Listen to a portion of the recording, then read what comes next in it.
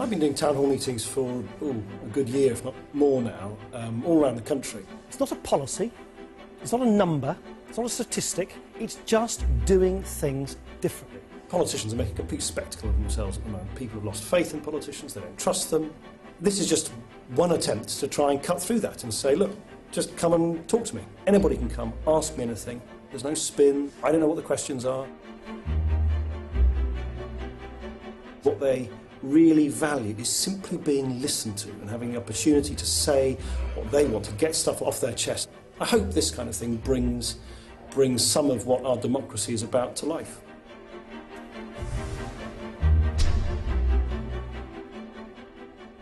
Politics at the end of the day is about values. It's about the kind of values that you feel we as a country should be trying to pursue. I think it's a no-brainer. Of course you've got to go with the people who you think broadly share your values. And if you do, yes, then you can create change. Who would have been around to represent those millions of people in this country who didn't think it was right to invade Iraq? Who would have been around to represent those millions of people who think that we should be cherishing our civil liberties rather than trashing them? I think if you look at all the big issues of the day, we have made a massive contribution to that debate, which has enriched our democracy. I wouldn't be standing here in front of you, I really wouldn't be, if I didn't think that the only way we're going to do things differently is by not simply playing Tweedledee, Tweedledum with the old establishment parties. I personally think the Labour Party is in terrible, terrible trouble now, completely lost its way, doesn't know what it's in politics for. I don't believe people think that anything would really be that different under the Conservatives. So I think it's a great opportunity. But yes, it's my job and that of my colleagues to get out there and explain to people that they shouldn't just shrug their shoulders, that there is a chance for change.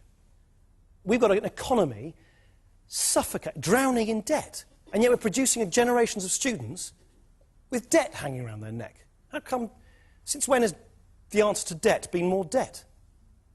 That's why I'm still implacably opposed to tuition fees, because I think you're just churning people out of college and university when they should be as optimistic and lively and happy about their futures, liberated to really get ahead, and instead they're way down with this dead weight of debt.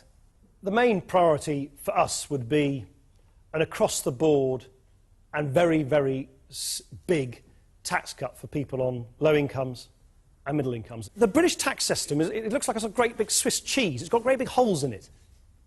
But the only people who can exploit those holes, those loopholes, are the very rich, who can pay fancy accountants, or big companies. The government itself has admitted that these loopholes are losing us as a nation about £40 billion. It's almost an unimaginable sum every year. And what I'm saying is, by closing those loopholes, making the system simple, fair, make sure the people at the top pay their fair share, under our calculations, you could generate around 18 billion pounds, which you could hand back penny for penny, pound for pound, in big tax cuts for people on low and middle income. You could take a lot of people out of tax altogether. Thanks very much.